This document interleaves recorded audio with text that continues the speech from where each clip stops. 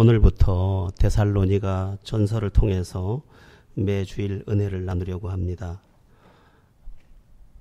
입당을 했기 때문에 입당에 걸맞는 말씀을 드릴까 하다가 우리는 성경적 교회를 그 근간으로 두고 있기 때문에 이럴수록 차곡차곡 말씀을 배우고 그 말씀을 구체적으로 우리의 것으로 삼고 그렇게 살아가는 것이 중요하다고 여겨서 강해 설교 데살로니가 전서를 여러분 앞에 펼쳐드리려고 합니다. 데살로니가 전서는 바울 서신 가운데 가장 먼저 기록된 서신서입니다. 그런데 이 데살로니가 전서가 데살로니가 교회에 전달될 당시 데살로니가 교회는 종말론 문제로 심각한 고통을 겪고 있었습니다. 예수님이 부활하셨고 승천하셨는데 다시 재림한다고 배웠는데 그 예수님이 재림하기 전에 사람들이 나이를 먹어 죽기도 하고 사고로 죽기도 하니까 우리가 믿는 이 재림은 어떻게 되는 것인가 혼돈에 빠져 있었습니다. 이 사실을 전해 들은 바울은 이제 펜을 들고 이들이 혼돈 가운데 있는 알아야 할 것을 제대로 알지 못해서 혼돈 가운데 빠져 있는 이 데살로니가 교회 성도들에게 바른 신앙의 지식을 전달하기 위해서 지금 붓을 들어 그들에게 바른 교리를 전달하고 있는 그러한 내용입니다. 데살로니가 교회에 성경적 바른 지식이 시급했다 하는 이야기인데 이것은 오늘 우리에게도 마찬가지입니다. 우리도 바른 신앙을 위해서 바른 성경적 지식을 견고하게 가지고 있어야 합니다. 그렇지 않으면 흔들리게 됩니다. 내가 하나님을 믿고 있는데 왜 이렇게 고통을 당하는지, 하나님을 믿지 않는 저들은 왜 저렇게 잘 되는지, 그리고 이만큼 기도했는데 왜 나는 지금까지도 힘겨운지 인간적인 이해로는 다 이해할 수가 없습니다. 그런데 성경적 지식이 와서 우리를 강력하게 그 사실의 말씀이 붙잡을 때 우리는 흔들리지 않는 영성을 가지게 됩니다. 그러니까 하나님의 말씀에 비추어서 해석함으로 인해서 이것이 어떤 결론을 가져다 줄지 알고 있기 때문에 우리가 지금 데살로니가 성도들이 종말론 때문에 흔들리는 것처럼 우리가 몰라서 흔들렸던 것에서 아는 것으로 옮겨짐으로 평안과 도리어 더 담대한 신앙을 가질 수 있다는 것입니다. 그래서 하나님의 말씀을 아는 것이 매우 중요합니다. 요한복음 17장 3절은 이렇게 말씀하고 있습니다. 영생은 유일하신 하나님과 그 아들 예수 그리스도를 아는 것이니이다. 믿는 것이 구원이라고 가르쳐야 되는데 아는 것이라고 했습니다. 왜 아는 것이라고 했을까? 진짜 알면 진짜 믿고 진짜 믿으면 진짜 승리하기 때문입니다. 그래서 아는 것이 중요하다 이렇게 말하고 지금 몰라서 흔들리고 있는 데살로니가 교회 성도들에게 어떻게 해야 이것이 바른 신앙이라는 것을 전달해 주고 있는 것입니다. 성경 말씀은 사실이기 때문에 그대로 됩니다. 그러므로 더욱더욱 성경의 말씀을 우리가 가져와서 나의 신앙을 굳세게 해야 한다는 것입니다. 성경을 안다는 것에도 함정은 있습니다. 어떤 함정이냐? 성경을 지식으로는 알지만 성령 안에서 알지 못하는 함정입니다. 여러분, 성경은 겉모습이 책으로 되어 있습니다. 그리고 그 내용도 책입니다. 기록된 말씀이죠. 그러니까 겉모습으로 또 그 내용만으로 보면 책 이상이 되지 못합니다. 만약 성령 안에서 이 책을 보지 않으면 이 책에서 아무런 유익을 얻을 수 없다는 이야기가 되겠습니다. 그러면 어째서 성령 안에서 알아야 하느냐? 그것은 성경의 저자가 성령 하나님이기 때문입니다. 베드로후서 1장 21절은 이렇게 말씀합니다. 예언은 언제든지 사람의 뜻으로 낸 것이 아니요 오직 성령의 감동하심을 받은 사람들이 하나님께 받아 말한 것입니다. 그게 성경을 누가 기록했느냐? 사람이 기록했는데 그 사람이 무엇에 의해 기록했느냐? 성령이 기록하게 하신 것을 기록했다. 이렇게 말씀하고 있는 것입니다. 그렇습니다. 성경을 사람이 기록했는데 그것을 기록하게 하신 분은 성령 하나님입니다. 그러므로 성경을 기록하게 한 원저자인 성령 하나님이 그 성경의 의미를 알려줄 때 우리는 정확하게 그 성경의 의미를 알게 되고 그 알게 된 것을 믿음으로까지 나에게 화합시킬 수 있게 되는 것입니다. 그래서 우리가 성경을 읽거나 공부할 때 먼저 해야 되는 게 뭐냐? 기도하는 것입니다. 다윗이 기도하기를 이렇게 했습니다. 내 눈을 열어 주의 기이한 것을 보게 하소서. 성령께서 눈을 밝혀서 그것을 바르게 해석할 수 있는 눈을 주시지 않으면 읽어도 모른다는 것입니다. 어떤 사람이 성경을 100독을 했다, 200독을 했다, 그랬다고 무조건 다 알았다고 볼 수는 없습니다. 성령께서 그를 알게 해 주실 때 제대로 안다는 것입니다. 그러니까 성령께서 알게 해주는 말씀으로 들어가서 그 말씀이 내 안에 사실이 됐을 때 우리는 흔들리지 않는 믿음의 영성을 가지게 되는 것입니다. 어떤 사람을 대해보면 조금 차가워 보입니다. 신앙이. 그런데 이 사람이 흔들리지는 않습니다. 또 반대로 어떤 사람은 굉장히 뜨거워 보입니다. 그런데 늘 흔들립니다. 그렇죠? 막 불이 있는 것 같은데 늘 흔들립니다. 어떤 사람은 차가워 보이는데 흔들림이 없습니다. 무슨 차이일까요?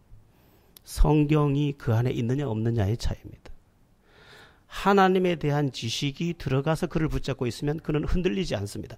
그런데 막 뜨거웠다가도 예기치 않은 상황을 만나면 요동을 하는데 왜 그러냐? 사실이 그를 붙잡고 있는 게 아니라 느낌이 붙잡고 있다는 느낌이 떠나니까 그는 아무것도 아닌 것이 되는 것입니다. 그래서 우리는 성경적 신앙을 가져오고 거기에 성령께서 부어주시는 은혜를 가지고 그것을 붙잡아서 아무리 세상이 흔들려도 마음껏 찬양할 수 있는 그런 은혜를 누려야 하는 줄로 믿습니다. 특별히 이 성경은 우리를 새롭게 하기까지 합니다. 디모데후서 3장 16절은 이렇게 말씀하고 있죠. 모든 성경은 하나님의 감동으로 된 것으로 교훈과 책망과 바르게 함과 의로 교육하기에 유익하니 이는 하나님의 사람으로 온전하게 하며 모든 선한 일을 행할 능력을 갖추게 하려 함이라. 성경이 뭐까지 제공하느냐? 온전하게 함을 제공하고 모든 일을 행할 능력까지 제공을 합니다. 그러니까 성경적 지식이 성령과 연합해서 내게 딱 들어왔을 때 그것이 내게 권능이 되는 것입니다. 그래서 아무도 나를 흔들 수가 없습니다. 우리는 자꾸만 느낌 신앙에 많이 의존되어 있습니다. 그래서 지금 느낌이 좋으니까 막 뜨거운 것 같다가 느낌이 나쁘면 냉정하게 됐다가 그래서 냉탕과 온탕을 오고 가는 그래서 신앙의 열매를 맺지 못하는 뭔가 된 것 같다가도 다시 제자리에 쑤셔 박히기를 반복하는 것이 오늘 우리들의 현실이더라는 것입니다. 여러분 하나님의 사람답게 되는 길이 어디에 있습니까? 진리가 내 안에 와서 나를 주장할 때 있습니다. 그러므로 우리는 더욱 성경을 알되 성령 안에서 알도록 무릎을 꿇고 성경을 펴고 무릎을 꿇고 성경을 배우며 무릎을 꿇고 주의 그 훈련의 그 과정 속으로 들어가야 합니다. 그러면 하나님의 자유케 하심과 하나님의 은혜 안에서 넉넉히 승리하게 될 줄로 믿습니다. 자, 데살로니가 전서의 수신자가 되는 데살로니가 교회가 설립된 그 내용과 상황도 중요합니다. 데살로니가 교회는 사도 바울의 2차 선교 여행, 그러니까 AD 50년에서 52년경인데 그때 설립된 교회입니다. 사도행전 17장에 이 이야기가 잘 나와 있는데 사도행전 17장에 보면 사도 바울이 이 데살로니가 지역에 딱 3주 동안 머뭅니다. 3주 동안 야손이라는 사람의 집에 들어가서 그곳에 머물면서 복음을 전합니다. 그런데 3주 동안 복음을 전했는데 신비한 은혜가 하나님의 말씀은 신비한 은혜를 동반하니까 성령의 은혜와 진리의 말씀이 이 데살로니가 지역을 완전히 뒤집게 됩니다. 그래서 그 지역의 귀부인들과 헬라인과 여러 사람들이 예수를 믿고 예수의 추종자가 됩니다. 그러니까 잠깐 한 일주일 전에 했을 때 사람들이 몰려왔고 2주째 더 많이 몰려왔고 3주째 더 많이 몰려오니까 그곳에 살고 있던 유대인들이 시기의 영에 딱 붙잡히면서 그 시기하는 영으로 이제 이 바울과 이 그곳에 전도하고 있던 오늘 본문에 나오는 실루아노를 박해하고 죽이려고 합니다. 그리고 그 장소를 제공했던 야손을 붙잡아 가서 감옥에 가두게 됩니다. 그리고 그들이 하는 형태를 보니까 오늘 밤에 바울과 실라를 죽일 것 같으니까 바울과 실라를 베레아라는 지역으로 피신을 시킵니다. 그래서 급히 베레아로 밤중에 피신을 하고 떠나게 되는데 그 기간이 딱 3주가 걸립니다. 그러니까 데살로니가 지역에 들어갔던 시기부터 나갔던 시기까지 전체를 합해서 딱 3주 동안 머물렀는데 신비한 것은 이 3주가 지나서 베레아를 가고 베레아를 지나서 아테네로 가고 아테네를 지나서 고린도로 가게 되는데 이 3주 만에 어떤 일이 벌어졌냐면 생각지도 않게 거기가 교회가 돼버린 것입니다. 상상을 하지 않았습니다. 그냥 복음 전하고 지나간 것으로 만족했는데 나중에 보니까 그곳에 교회가 그 말씀의 씨앗 안에서 자생을 한 것입니다. 그뿐만 아니라 이 데살로니가 교회 성도들이 재림신앙을 가지고 예수님은 부활하셨고 십자가에 죽으셨고 부활하셨고 하늘로 올라가셨고 다시 심판주로 오신다는 재림신앙으로까지 무장을 하고 그 당시 바울을 죽이려던 무리들이 계속 이 교회를 박해했지만 그 박해를 이기며 믿음을 지키고 있었습니다. 자, 이 이야기에서 매우 중요한 이야기 하나를 드리면 여러분 우리의 신앙이 똑바로 들어오면 고난도 우리를 해치지 못하는 줄 믿으시기 바랍니다. 다윗은 심지어 이렇게까지 말했습니다. 고난당하는 것이 내게 유익이라 이로 인하여 내가 주의 율례를 배우게 되었나이다. 이게 무슨 얘기냐면 하나님의 말씀을 제대로 알고 성령 안에서 알게 되니까 어떤 것도 나를 해치지 못하고 그것조차도 유익이 되더라는 것입니다. 나를 짓밟는데 그 짓밟는 것도 나에게 유익이 되더라는 것입니다. 그렇습니다. 믿음 안에서 받아내면 그것이 재앙이 아니라 그 문제가 도리어 우리의 날개가 될 줄로 믿습니다. 우리가 예전에 많이 부르던 찬양 저 풍랑 인연하여 더 빨리 갑니다. 바람이 불어서 날아오를 수 있었다는 것입니다. 이런 생각을 좀 해볼 수도 있습니다. 우리 교회가 만일 우리가 원하는 대로 3개월 만에 건축을 마치고 입당을 하고 그랬으면 우리가 쉽게는 했을지 모르지만 우리가 감격은 없었을 것이고 또 한 가지 우리의 성장을 경험하지 못했을 것입니다. 저는 지난 1년 동안 나의 성장을 목격했습니다. 아, 이제 내가 목사가 조금 됐구나. 이제 목회 좀 할 것 같은데 이런 생각을 할 수 있습니다. 왜냐하면 내가 계단을 올라서 있는 모습을 내가 보고 있기 때문입니다. 아니, 이런 예배당을 져서 조금 나아졌다 이 말이 아닙니다. 내 내면이 말해주고 있습니다. 너는 자랐다. 네 눈에 보이지? 네, 보입니다. 어떻게 거기로 올라왔니? 고난의 바람에 의해서 왔습니다. 엘리야가 회리바람을 타고 하늘로 올라갔다면 나는 고난의 바람을 타고 여기에 올라왔습니다. 이렇게 말할 수 있다는 것입니다. 여러분 늦은 것 같지만 이 늦은 것 속에 하나님의 놀라운 은혜가 있었음을 믿으시기 바랍니다. 고난 때문에 무너지는 것이 아닙니다. 바르게 알지 못해서 무너지는 것입니다. 그러므로 우리는 고난이 올 때라도 더욱 주님을 알려고 해야 하고 영적인 성숙을 가지려고 우리의 포커스를 주님께 맞출 수 있어야 합니다. 그러면 나도 모르게 성장한 나를 보게 되고 이제는 무풍지대에 올라가서 밑에서는 바람이 끊임없이 불지만 나는 구름 위를 날 수 있는 그러한 은혜의 날개가 될 줄로 믿습니다. 자, 박해를 이긴 데살로니가 교회에 대해서도 생각해 보겠습니다. 겨우 3주 동안 복음을 받았습니다. 그렇게 어린 교회가 박해를 이기면서 지금 믿음을 지키고 있습니다. 참 신비한 이야기 같죠. 겨우 3주 복음 들었는데 그들이 자발적으로 교회를 세우고 그 박해를 받으면서 그 교회를 지키고 있습니다. 여러분 이 당시의 사회 구조는 조합 구조입니다.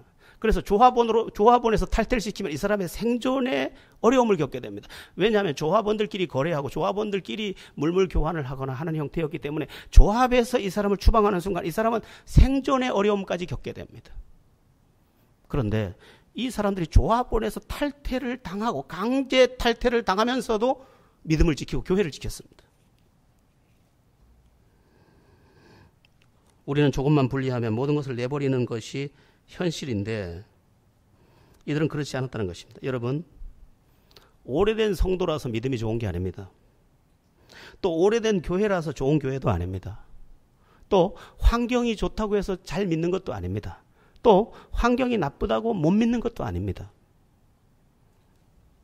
물과 성령으로 거듭난 하나님의 사람이 진리의 말씀 안에 붙잡힐 때 그는 능히 처음 믿음이지만 오래 믿은 사람보다 낫고 작은 교회지만 큰 교회보다 위대하게 쓰일 수 있음을 믿으시기 바랍니다. 제 인생에 많은 충격을 줬던 사건들이 있는데 그 충격을 준 사람 중에 한 사람이 일본 여자 하나가 있었습니다. 유꼬. 이름이 유꼬입니다. 저는 아직도 그 유꼬의 얼굴을 잊을 수가 없습니다.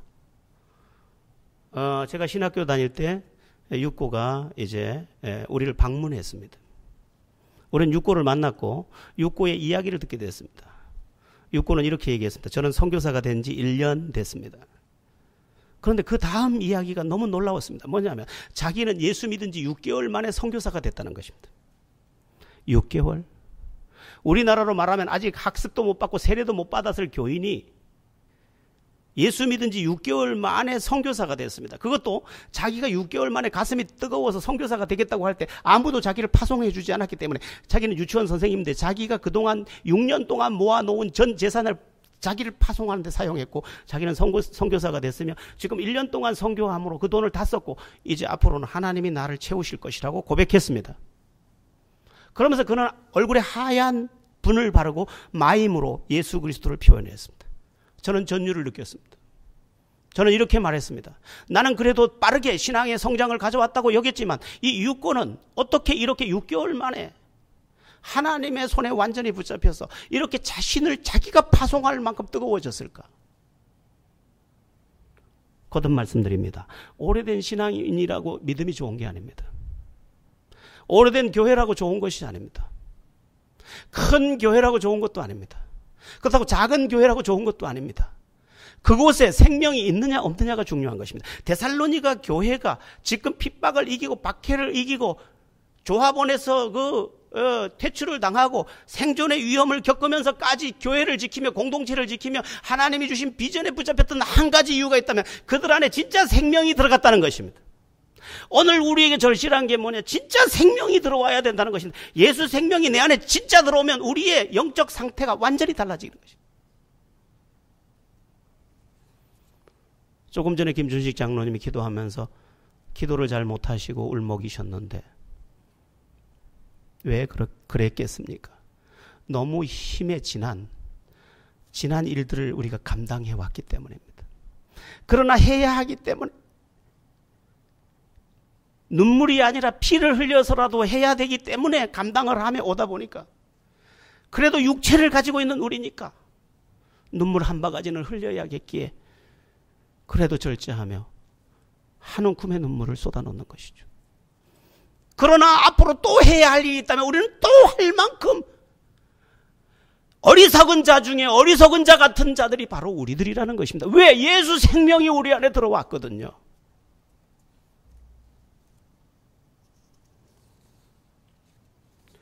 자, 여러분, 그러면 제자들 교회는 데살로니가 교회와 비교해서 어떤 교회여야 할까?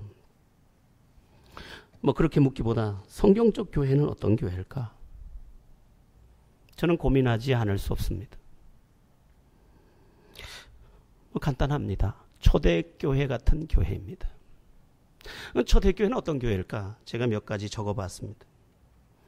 첫째는 환난을 이긴 교회, 환난을. 여러분, 제가 어제 기도할 때, 안수집사들 기도할 때 할까 말까 하다가 너무 하면 도망갈까 봐 못한 게 있습니다.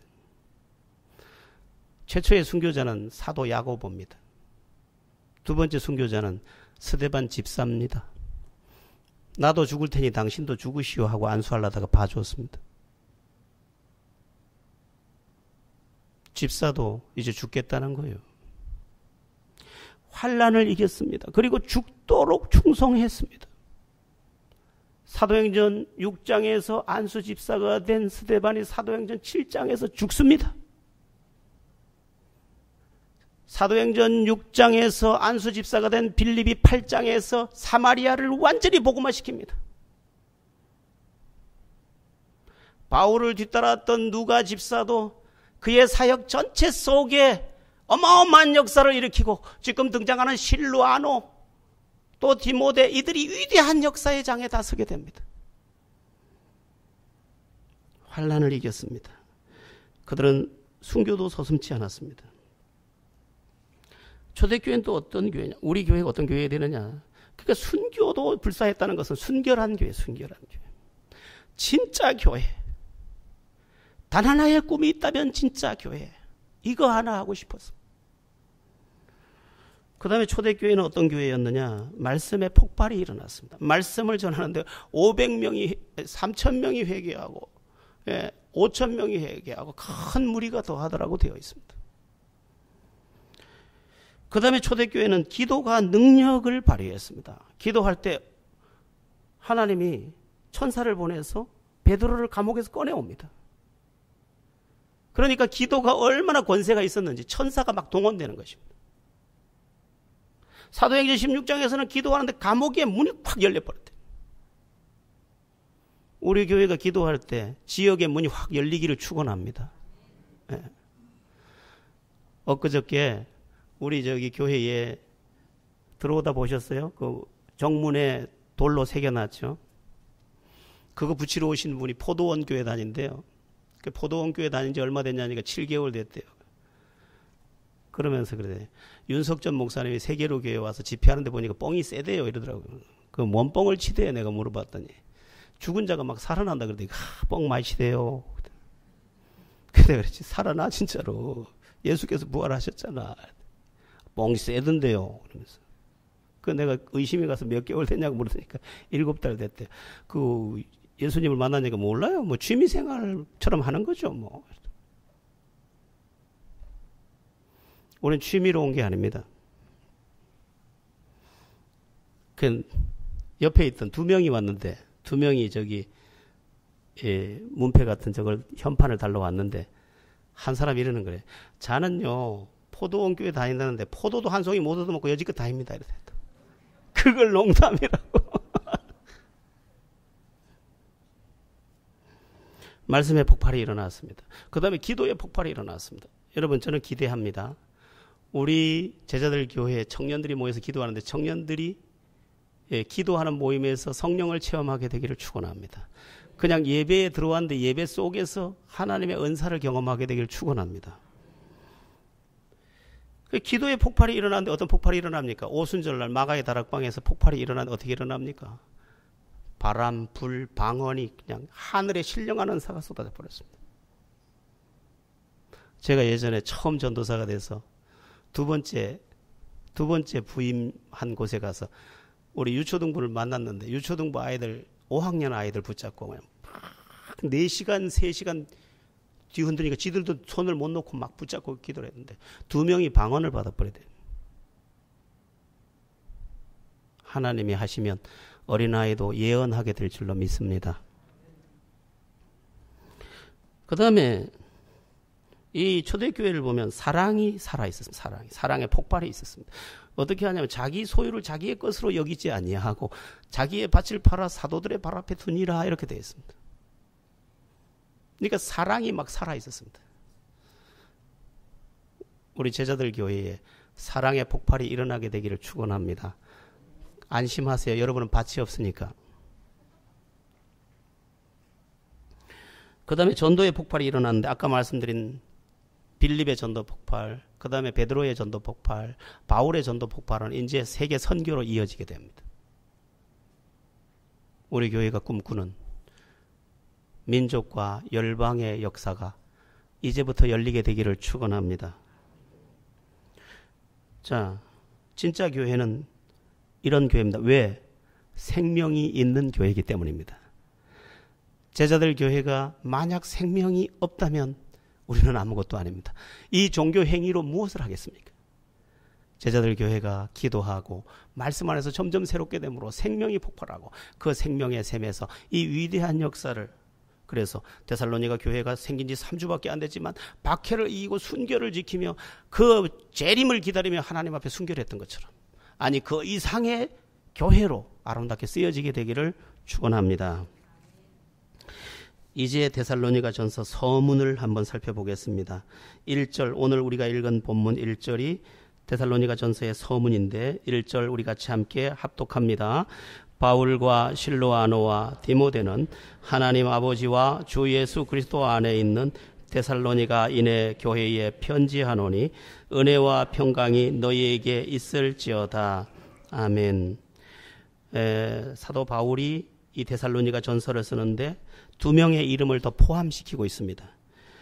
바울과 실로아노와 디모데는 이렇습니다. 여기 실로아노는 바울과 함께 빌립보 감옥에 갇혔던 적이 있는 신라를 이야기합니다. 신라는 유대식 이름이고 실로아노는 로마식 이름입니다. 사도행전 16장에 보면 이 신라가 로마 시민이라는 것을 표현해 놓았습니다. 어쨌든 바울과 실로아노와 디모데는 이라고 되어 있는데 이것은 데살로니가 교회를 향한 열정과 그 헌신의 마음은 바울 혼자만의 것이 아니라는 이야기입니다. 그러니까 데살로니가 교회가 세워진 것도 내가 전도했기 때문에 된 것도 아니고 나 혼자만의 힘도 아니고 내 곁에 신라가 있었고 또 디모데가 있었고 여러분의 또 열정이 있어서 오늘 세워진 것입니다. 이렇게 지금 서문을 써 나가고 있는 것입니다. 그렇습니다. 주님의 교회는 누구 하나에 의해 세워지는 것이 아닙니다. 제가 말씀을 맡은 것처럼 어떤 이들은 봉사의 직분을 맡았고 어떤 이들은 어린이 사역을 맡았고 어떤 이들은 안내로, 어떤 이들은 식당 봉사로, 어떤 이들은 차량으로 여러 포지션에서 각자의 은사를 하나님 앞에 바침으로 인하여 그것이 하나가 되고 그 하나 된 것이 교회를 이루는 것인 줄 믿으시기 바랍니다. 어쨌든 아무도 할 수 없는 것이, 혼자 할 수 없는 것이 교회요 주님의 일입니다. 그런즉 주의 일이 이루어지는 곳에서 우리 모두는 동지요 동력자요 또한 한 가족임을 믿으시기 바랍니다. 여러분, 우리 교회와 연관해서 생각할 때 제자들 교회가 어떻게 하면 행복한 교회가 되고 부흥을 경험하게 되고 시대 가운데 쓰임받을 수 있겠습니까? 바로 이 동력자 정신입니다. 당신은 바울이요, 당신은 실로아노요, 당신은 디모데요, 당신은 지체요, 당신은 가르치는 자요, 당신은 섬기는 자요, 당신은 화평을 이루는 자요, 당신은 기도하는 자요. 이 모든 하모니가 위대하게 모아져 위대한 교회를 탄생시키는 줄로 믿습니다. 저는 개척 초기에 청년들 중심으로 교회를 이끌게 되었었는데 그들이 지금 이 교회의 기둥으로 자라고 있습니다. 그들은 나의 동지요, 나의 동력자입니다. 심지어 이제 그들이 안수집사가 되고 이제 그들이 또 권사가 되고 그들이 더 큰 중직자로 그 여러 가지 은사를 가지고 나와 동등한 입장에서 주의 일을 하게 될 것입니다. 바울에게 있어서 이 실로아노와 디모데는 사실 아들과 같았습니다. 그래서 내가 믿음으로 너를 낳았도다 라고 말한 것이 디모데였습니다. 그런데 자기하고 나란히 놓고 이 사람들, 나와 이 사람들, 그리고 당신들이 세운 교회입니다 라고 말했던 것입니다. 옆에 분에게 한번 해보겠습니다. 우리는 동지입니다. 우리는 가족입니다. 네, 우리 제자들 교회 어떻게 저 혼자 하겠습니까? 어떻게 장로님들과 저만 하겠습니까? 어떻게 간사만 하겠습니까? 어떻게 리더만 하겠습니까? 모두가 함께 우리는 동지요, 동력자요, 주의 일꾼이요, 주의 기둥이요, 그리고 주의 나라를 세워갈 주인 하나님의 사람들인 줄 믿습니다. 오늘 마지막으로 생각할 것은 은혜와 평강에 대해서입니다. 은혜와 평강이 너희에게 있을지어다. 바울 서신의 대표적인 후렴구입니다. 그는 어떤 곳에 편지를 보내든 은혜와 평강이 너희에게 있을지어다로 마무리합니다. 인사를 그렇게 늘 마무리했습니다. 자, 여러분, 여기서 말씀드리고 싶은 것은 우리가 이렇게 서로를 축복해야 한다는 것입니다. 사도 바울은 언제나 당신의 백성을 향해 축복을 앞세웠습니다. 은혜와 평강을 그 무엇보다 먼저 빌어주고 있었습니다. 우리도 누군가를 향해서 은혜와 평강이 당신에게 있기를 원합니다 하는 그런 하나님의 사람들이 되어야 합니다. 자식을 향해서도, 어떤 성도를 향해서도, 목사를 향해서도, 장로를 향해서도, 엄마를 향해서도, 아빠를 향해서도 축복할 줄 아는, 복을 빌어줄 줄 아는 우리가 될 때 우리의 공동체는 하나님의 은혜로 더 견고해질 줄로 믿습니다. 오래전에 읽은 글인데 지금은 원로가 된 지구촌 교회 이동원 목사님 이야기입니다. 이동원 목사님이 미국에서 목회하실 때 어떤 20살쯤 되는, 어쩌면 여기 앉아있는 이런 청년, 한 20살쯤 되는 청년이 자기 목양실로 방문을 해서 이런저런 이야기를 하는데, 목사님, 제가 목사님 위해 기도할게요. 깜짝 놀라서 그래 기도해줘 했더니 이 자매가 이렇게 기도를 하더라는 것입니다. 주 예수의 이름으로 이동원 목사님을 축복합니다. 이동원 목사님을 사용해 주시옵소서. 이렇게 하더라는 거예요. 20살짜리가. 이동원 목사님이 아멘, 아멘, 아멘. 축복은 예수 그리스도의 이름으로 누구에게나 할 수 있습니다. 제가 제 육신의 아버지도 축복할 수 있습니다. 예수 그리스도의 이름으로 내 육신의 아버지를 축복합니다.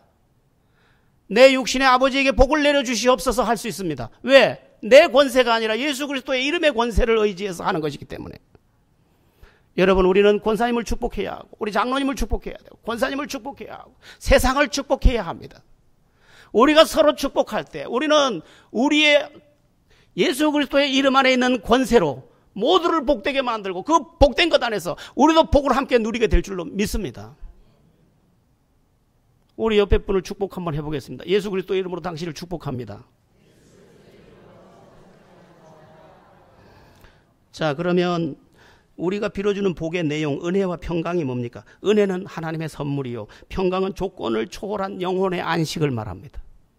그러니까 당신에게 하나님의 선물이 계속 쏟아지기를, 그리고 하나님이 당신의 마음에 항상 안식을 주기를 그렇게 빌어주고 있는 것입니다. 여러분, 상황의 문제가 아닙니다. 내 마음의 문제인데, 마음에 안식이 들어오니까 큰 문제가 생겨도 별 대단한 것으로 여겨지지 않는 것입니다. 그래서 그의 마음에 평강을 빌어주고 하나님의 선물이 그에게 쏟아지도록 은혜를 빌어주고 있는 것입니다. 여러분, 그가 누구이든 그에게 은혜와 평강을 빌어주십시오. 그러면 그가 만일 내가 빌어준 그 복으로 인해서 은혜를 받고 또한 평강을 얻는다면 그의 삶이 세상의 아름다운 향기가 되고 선한 영적 강물이 될 줄로 믿습니다. 은혜와 평강 순서도 중요합니다. 은혜가 먼저 와야 평강이 뒤따르는 것입니다. 평강만 쫓아가면 평강을 얻을 수도 없고 은혜도 이룰 수가 없습니다. 세상은 지금 순서를 바꾸어서 평강을 향해서만 어떻게 하면 평안할까 쫓아가는데 아무도 평안을 잡지 못했습니다. 그러나 은혜가 오면 평강은 뒤따르기 때문에 은혜를 붙잡고 평강이 오게 해야 합니다. 여러분의 삶의 순서에도 은혜가 오고 뒤따라 평강이 오기를 축원합니다. 자, 그리고 여기에 덧붙여서 하나 말씀드리고 싶습니다. 조건이 좋아야 행복한 것이 아니라는 것입니다. 은혜가 오고 평강이 오면 행복해집니다. 내 마음이 감사하니까, 내 마음에 안식이 있으니까, 내 마음에 노래가 있으니까. 그래서 사람들은 조건을 행복이라고 여기지만 사실은 은혜가 평강이 행복인 줄로 믿으시기 바랍니다. 여러분의 삶 속에 은혜와 평강이 더하시기를 축원합니다. 자, 이제 말씀을 마칩니다. 데살로니가 전서를 우리 다 함께 읽고, 그리고 데살로니가 전서를 통해서 하나님께서 우리에게 말씀하시고자 하는 바가 무엇인지 이 새 예배당에서 만나봅시다. 데살로니가 전서를 통한 우리의 회복과 주의 만지심이 우리 안에 넉넉해지기를 예수의 이름으로 축원합니다. 기도하겠습니다.